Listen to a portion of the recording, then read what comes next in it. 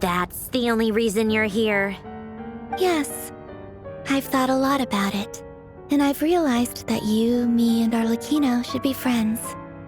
I think this is very important, so I felt I had to come and tell you. Well, this is a new one. I'm so moved. I can't even hold my teacup. If that's all, you can leave now. Do you not want to be friends with me? Or is it that you prefer being co-workers? What is this, Columbina? Are you deliberately testing my patience threshold? Right now, my politeness module is active, but if you say another word, I swear I'll shut it down. If your politeness module was active, wouldn't you say the word please at some point? Polonia, please see Lady Columbina to the door. Will you still invite me to your next tea party? What? Yes, I think you will. Bye-bye, dear Sandrone.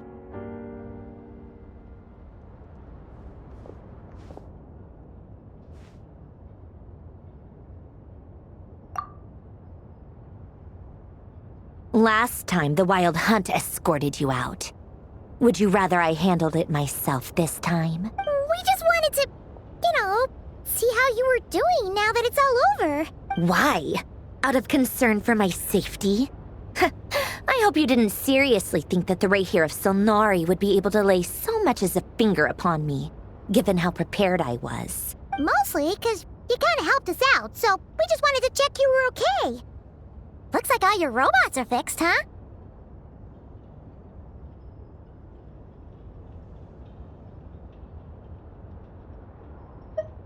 Oh, don't you worry about that. Tea time is already a write-off. The visitor before you managed to kill my appetite. If you're in the self, otherwise it's going to. If you're in the mood for tea, go ahead and help yourself. Otherwise it's going to waste. My coasters are still missing in action, though. Use this notebook instead. Whoa! Pretty hefty notebook. Look at all those calculations. You can ignore those. They're just dumb scribblings. I doodle and write in my free time. Sometimes I remember the distant, dreamlike past. Sometimes I imagine the far-flung future. And other times, I grit my teeth and note down all the crazy nonsense going on in the present. Some people do the crosswords in the newspaper. This is my equivalent of that. Trying to predict the future is like daydreaming, and writing about the present just makes me furious. The past is my favorite. If nothing else, it's already set in stone, so I don't have to rack my brains trying to figure it all out. Huh. Although, having said that, the only vaguely interesting memory in my past is probably that guy they call Lord Artificer. Who else? Pretty much all the mecha in Fontaine are his personal handiwork. Wait, are you saying you know him? Like, personally? As a friend? I mean, I guess we were friendly enough. Yep. In fact, I'm probably the only normal person left who knew him at all. We used to chat occasionally back when he was still around. Before he passed away, he asked me to destroy all his manuscripts. I honored his request, but I did read through everything first before destroying them. I mean, I couldn't let the genius of Lord Artificer Alain Guillotin disappear like that. Would have been such a waste. So, that's where the formulas in your notebook are from? I just told you. Those are my equivalent of crossword puzzles. They're just dumb formulas that I solve for fun when I'm bored. Alain's work was like epic poetry. The formulas in my notebook are just silly little riddles in comparison. Not that there's anything bad about them. I mean, at least, solving those riddles isn't going to hurt anyone. Except me, 'cause I lose a few brain cells in the process. Anyway, while we're on the topic, I might as well tell you about what happened to him and his friends. Alain Guillotin had two close buddies, Renee and Jacob. They spent their childhood years together in the Narzissenkreuz Institute. They were all quite competitive, so there was some rivalry between them, but it was a friendly rivalry. But beneath the friendship and the rivalry ran something deeper, a sense of nostalgia for the past. Unfortunately, Childhood would end, the prophecy would come true, the apocalypse would arrive, and the future would never be. A mad dream that would normally only capture the minds of lunatics begin to take root in their hearts. A dream of saving the world. And if Renee and Alain had been people of lesser wits, that dream would probably have ended up as something for them to joke about in their older years. But alas, they were some of the sharpest minds around. They nurtured that dream with the full power of their intellect, and it grew into something that ate away at their souls. The first of them to fall under its spell was Renee. Against Alain's wishes, he persisted in experimenting on a mutual friend of theirs to try and save their life. Alain did not approve and parted ways with Renee. It's complicated. Alain wanted to believe that Renee only did what he did for the sake of their friendship. But when he told me about what happened, I could tell he still had some suspicions about Renee's motives. Perhaps the seed that would grow into a nightmare had already sprouted in Renee's mind.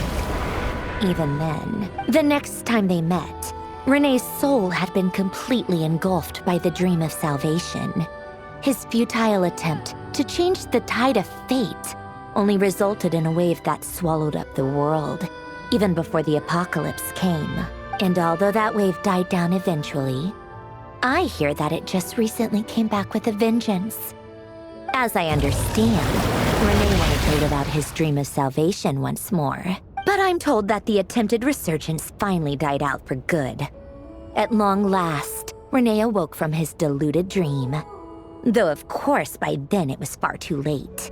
What do you think of Renee? Do you admire his transcendent genius? His view that any price was worth paying to achieve the lofty goal of saving the world? Or do you despise him? Dismiss him as an evil madman who wrought havoc on the lives of everyone around him as he pursued his delusional dream. Same difference, really.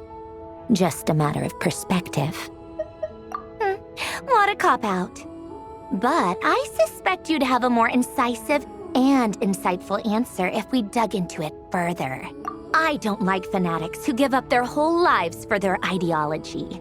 Nor do I like fools who let their delusions take control. Maybe I could understand if Renee had just been an ordinary person. But he had a sage-like intellect, and still managed to get himself lost in the labyrinth of his own desires. Anyway, that's enough about Renee. Now, moving on to Alain Guillotin, the Lord Artificer. He managed to put a stop to the first storm whipped up by Renee. But after that, Alain lost his friends and family. To his credit, I suppose, the loss of his family and friends was purely a tragic accident. It's not like Alain sacrificed them for his cause or anything.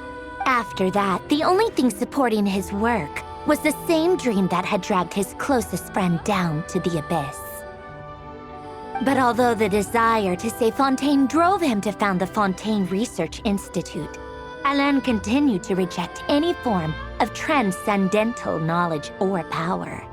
He was suspicious and fearful of it, having seen the way it had affected his closest friend. I think that formulas and machines derived solely from human intellect were the only thing that gave him a sense of spiritual comfort. Yet Alain's intellect was simply too great. It barely left him space to breathe in his lifetime. Once he realized that the end of his life was approaching, he finally accepted the truth. The Nazissenkreuz Institute needed someone, and a human being, to see its story through to the end. He quit working on his formulas, trading them in for the fairy tales that had played such a formative role in his childhood, but which he'd barely touched in his adult life. He told me that the director of the Nazissenkreuz Institute used to read those fairy tales to the children as bedtime stories. Apparently, they worked wonders at sending kids off to sleep. I think that all he wanted at that time in his life was to be able to sleep deeply without being plagued by depression. By that point, nothing else really mattered. At the very end, he laid down to rest in the ruins of the former Nazissenkreuz Institute orphanage, while the Fontaine Research Institute he had founded continued tirelessly with its work. Many years after that, tensions over competing dreams would once again cause a rift, this time between members of the Fontaine Research Institute. But the actions of those fools had nothing at all to do with Alain. And that is the story of two people from the Narzissenkreuz Institute who both wanted to save the world. One went all in on his fantasy of salvation without ever looking back, and ended up calmly sinking to the bottom of the deepest sea. The other sought desperately to burn bright in his life, even though he wasn't sure where he was going. I do sometimes wonder, why is it that people like them have such grand hopes of saving the world? Even the grandest tree starts as a tiny seed. So perhaps, for each of them, their mission to save the world began with a very simple desire. They were young children with friends and family who mattered to them. Desires to explore the meaning of life. Ambitions to have a successful career.